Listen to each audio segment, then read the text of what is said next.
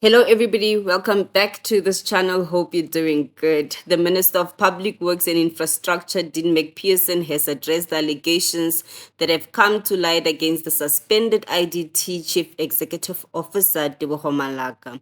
This follows serious allegations by the Daily Maverick that Malaka has sought to bribe journalist Pieter-Louis Myburgh to halt negative reporting. The minister has addressed the media at the Cape Town Central Police Station following months of facing what is now likely a paid-for public campaign aimed at discrediting his efforts to bring stability and good governance to the entity. Ladies and gentlemen, good afternoon and thank you for joining me here this afternoon. Last week, when I updated the public in relation to the outcome of the PwC oxygen plant tender, I began my address by acknowledging the crucial work of investigative journalism in South Africa.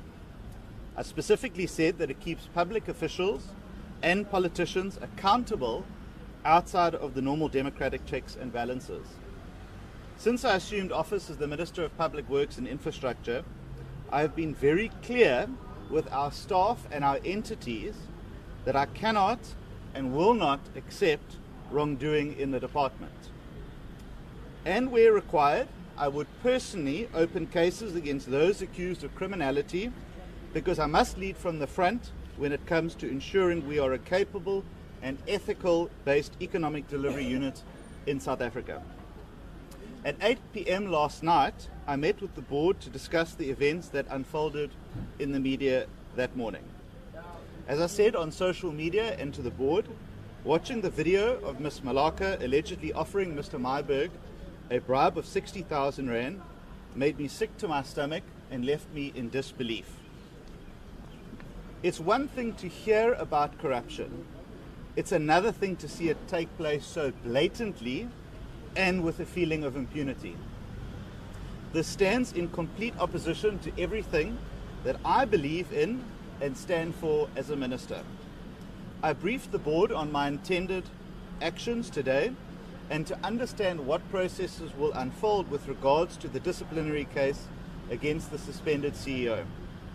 I can therefore confirm that earlier, a short while ago, I formally opened a criminal case against the suspended Chief Executive Officer of the Independent Development Trust, Mr. Tebogo Malaka, and the IDT spokesperson, Mr. Pasha Magalan, at the Cape Town Central Police Station. These allegations remain deeply disturbing. They, in my view, are not just a criminal act, but an assault on the institutional framework of government to provide services to the people of South Africa, especially in the social infrastructure space that the IDT is responsible for. Attempting to bribe a journalist to bury the truth is an attack not only on the free press, but on our democracy. It is an attempt to silence accountability, to undermine public confidence, and to shield corruption from exposure. Ladies and gentlemen, as I have said earlier, I've made it clear and will continue to do so in word and in action that the department and its entities are no longer a playground and safe haven for maladministration and corruption. I was well aware, even before stepping into office, of the serious and long-standing allegations surrounding the IDT. For years, it has been plagued by governance failures, incomplete projects, tender irregularities, and repeated audit disclaimers. It was an entity in crisis, a state institution meant to serve the public, but instead consumed by dysfunction. Over the past year, we have begun restoring order and integrity to the IDT, but we have faced fierce resistance, not just from within the bureaucracy, but through an organized and well-paid for and funded campaign to protect criminal entrenched interests. This network has been aided and abetted by political parties like Action South Africa and the EFF, and sadly, members of the media. I have personally been the target, and Ms. Hill, by the way, of coordinated disinformation campaigns, including fabricated voice notes, false call logs, and WhatsApps, which again and it doesn't surprise me, are circulating again this morning to try and suggest that Ms. Malaka is a victim of all of this. Fake news articles which were published by outlets and even on the front page of some newspapers, and then they had to retract them once the evidence was put on the table. Anonymous social media accounts and bot networks have been used to spread lies and attack our cleanup efforts. For months, the narrative being pushed by those resisting reform was that I, as the minister, was paying journalists to attack the IDT. Not only was this false, but it turned out to be a projection of what they were doing. They said I was paying journalists, and it turned out that they were then paying journalists. As the allegations published yesterday confirmed, the very individuals implicated in corruption were in fact trying to bribe journalists themselves. It's my considered opinion that this attempt to buy cooperation is not an isolated incident. It quite possibly extends to unimaginable spaces and individuals. And I have urged the SAPS this morning to uncover the full extent to which the tentacles of corruption have reached. Ladies and gentlemen, the allegations now before the SAPS are that Ms. Malaka and the spokesperson were directly or indirectly involved in an attempt to hand over 60,000 rand in cash to Mr. Pieter-Louis Myburgh to buy his silence. I have also laid numerous charges with the police to investigate, firstly, the attempted bribery of Mr. Myburgh, and whether any other journalists were approached or offered similar inducements. And I really do encourage that members of the media, and I know of one who has been approached, to please speak out and also bring that information forward to law enforcement agencies. 2, the funding and coordination of social media campaigns aimed at discrediting myself, Ms. Hill, the IDT, and the office that I hold. 3, the role of politically connected individuals and public commentators in amplifying false information to shield wrongdoing and corruption, because that is an accessory to corruption. And 4thly, any other acts of corruption or criminality linked to these attempts to interfere with media freedom and obstruct accountability. Corruption cannot survive without enablers. It survives when individuals in power believe they can manipulate the media, intimidate whistleblowers, and weaponize public opinion to protect their own interests. Let me be clear, these actions are not just about one bribe or 2 individuals. They are about dismantling a culture of impunity that has overtaken parts of the public sector. Ladies and gentlemen, these criminal charges do not exist in a vacuum. They are directly connected to the systematic failures and alleged corruption that we have uncovered in the PwC forensic investigation into the 800 million rand PSA oxygen plant tender, the findings of which I released to the public last week. That investigation exposed companies who were awarded contracts without valid SAPRA licenses, a project that ballooned from 216 million rand to 592 million rand without justification. A company called Bulking being awarded 428 million rand of work despite only qualifying for 200 million rand. Missing minutes, irregular procurement, and deliberate disregard for National Treasury and IDC policies, as well as the failure of Ms. Malaka and senior SCM officials to act on multiple red flags. And that's what exactly was put to Mr. Myburgh in that video. Give me a contractor and I will make sure that it is awarded to you.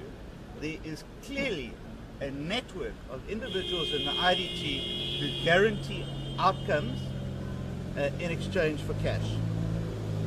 The PwC report recommended disciplinary action against Ms. Malaka and Dr. Cece from SCM and several other senior officials. It has been confirmed that under Ms. Malaka's leadership, the IDT operated without the most basic governance and risk controls.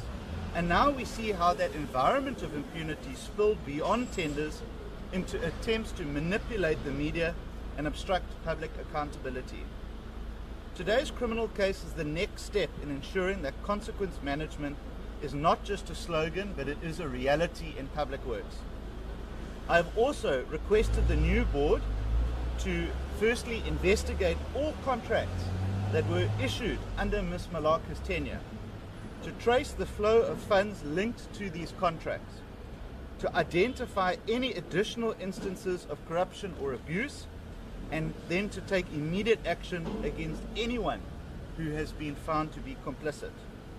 The board's mandate is clear to them: to clean up the IDT, restore its reputation, and rebuild it into a credible partner in delivering social infrastructure like schools, clinics, and police stations across South Africa. I have full confidence in the board and the acting CEO now to dismantle the networks of corruption in the IDT and restore it to an entity that delivers these schools and social infrastructure projects to the communities who need them the most. The board has acted with speed and determination since last Friday, and this week often meeting for long hours to make sense of the unfolding scenarios before them and to keep me updated as the executive authority. I have also requested the SAPS to transfer this case to the Hawks and to treat it with urgency. Media freedom and public trust in government are non-negotiable principles, and I'm under no illusions that those who benefited from corruption will not go quietly. Go look at X right now. They are doing it right now, trying to cover up their tracks. They will attempt to delay, to distract, to deflect, and to threaten us, but they will not succeed. We have the upper hand, and we are winning the war against them. Ladies and gentlemen, to the people of South Africa, I want to say this: I will not look away, and I ask each of you to do the same. Where you see wrongdoing in the public service or an entity, speak up and bring that information to us. From the day I entered office, I took an oath to serve the public, protect the Constitution, and safeguard our precious public resources. This oath does not allow me to tolerate corruption. It does not allow me to make excuses for wrongdoing. And every action we take, whether releasing forensic reports, suspending officials, or opening criminal cases, it is about building a state that is capable, ethical, and trustworthy. Public Works and Infrastructure is a department with immense potential. It can generate income for the state by properly managing our assets, can save billions of rands by reducing wasteful leasing, and it can unlock land for housing, shelters, and food production. And if properly, it can help build the South Africa our people deserve.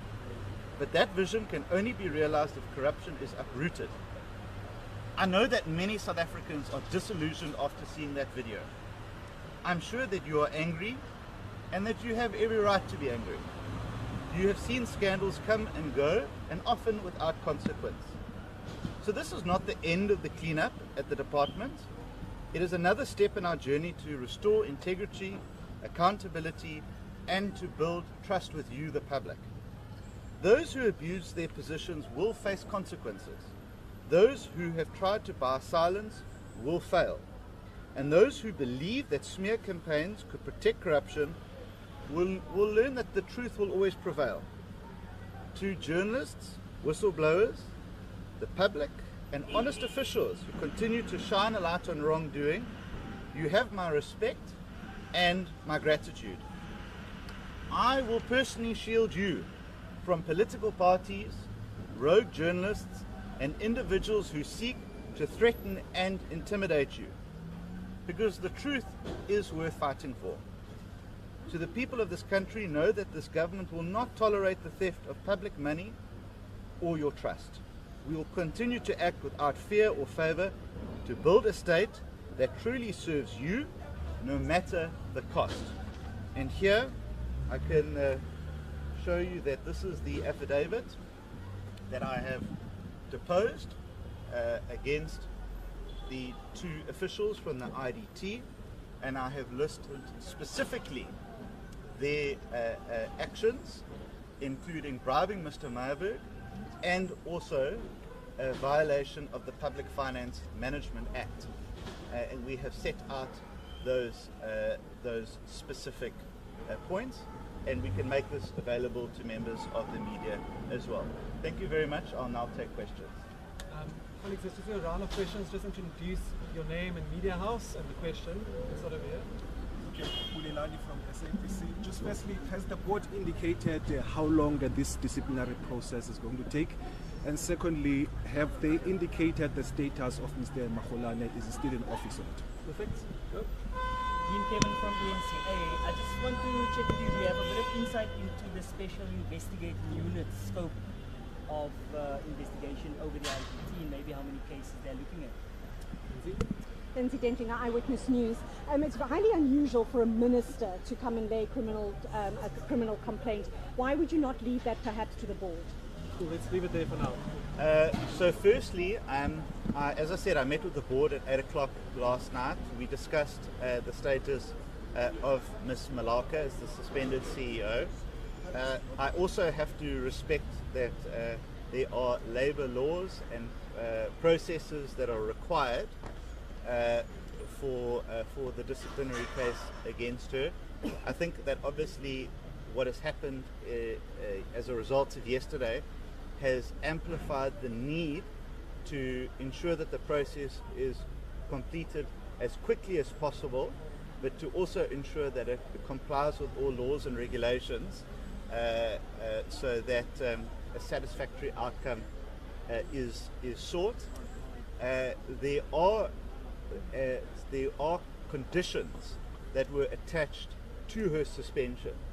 One of those were that she may not leave Gauteng without permission of the board, and that she may not speak to anyone from the IDT. I think it's safe to assume that those two may have already been violated by her being here the day after with an official from the IDT. But that process is within the board's ambit.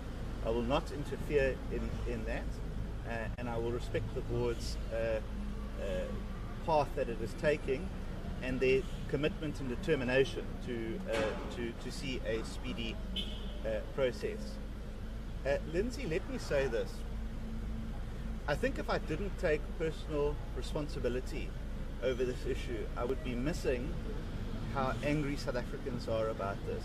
I've been very clear to the officials of the department that if it comes to light that you are involved in criminality, I will personally take you on.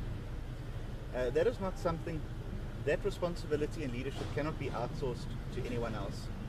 So I have taken the step to be here this morning, this afternoon, and to say that when I say something, I mean it.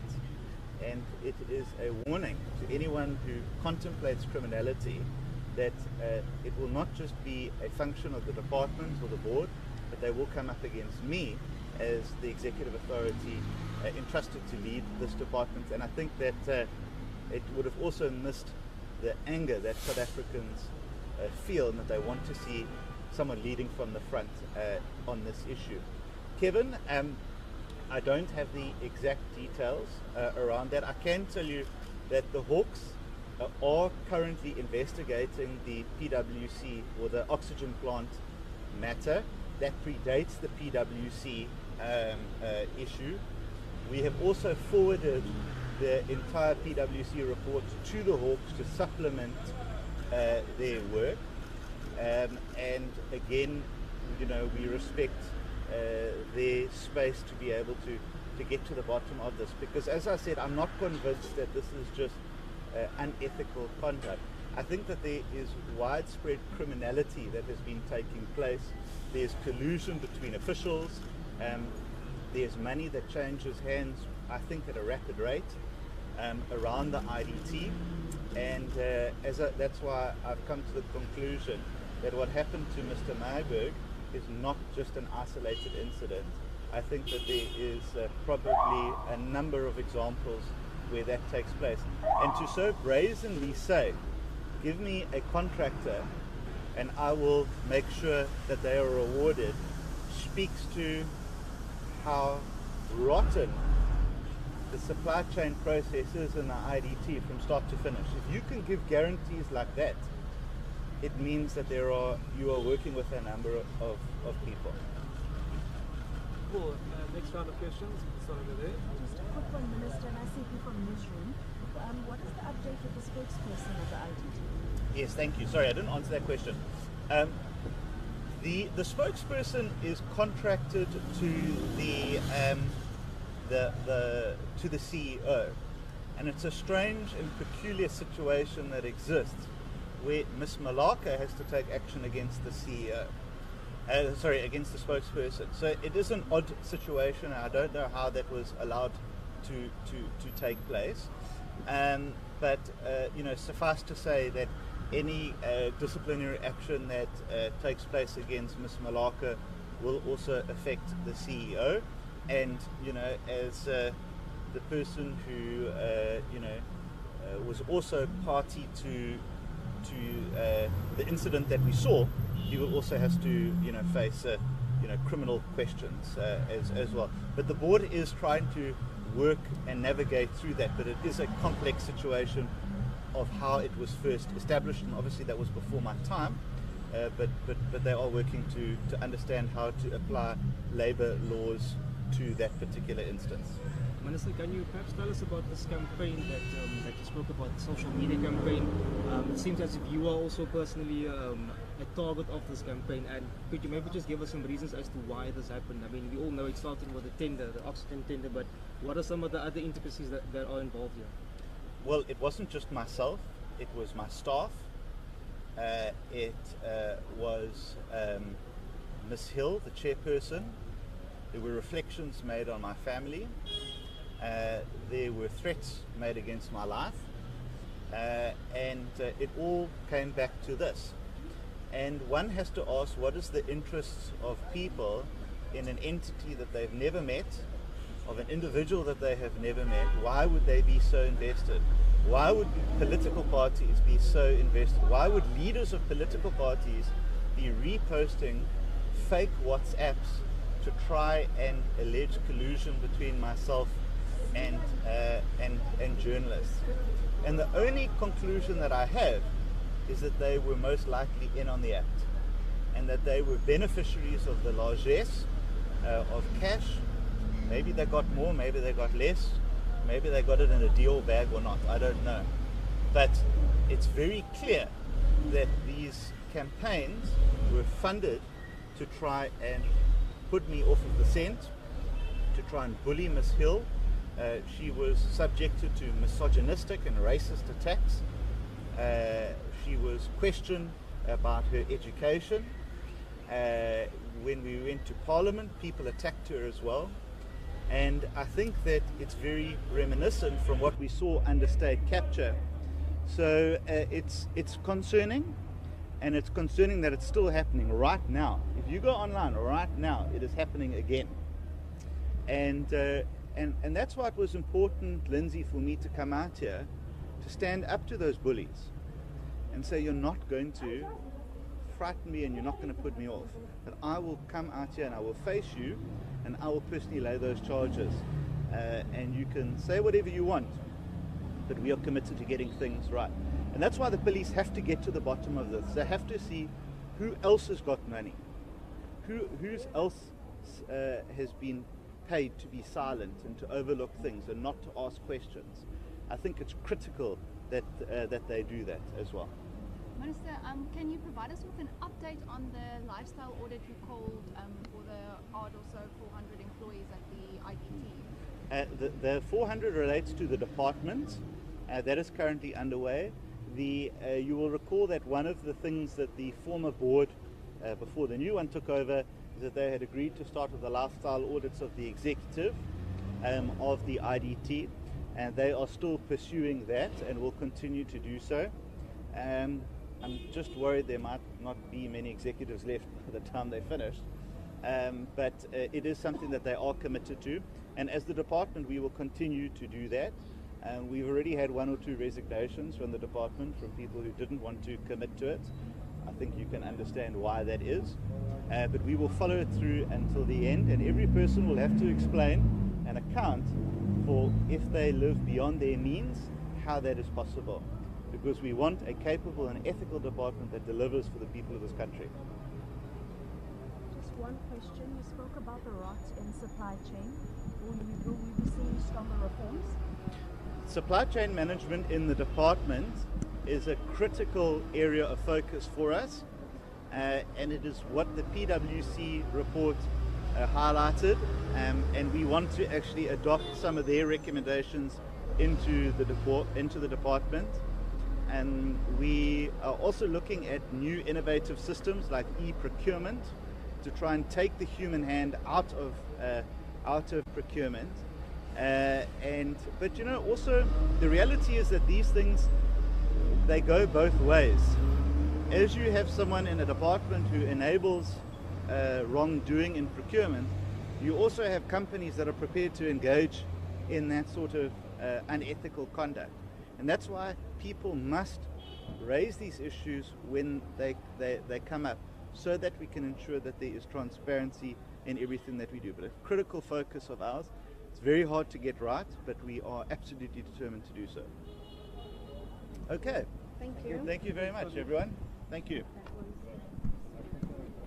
Take care.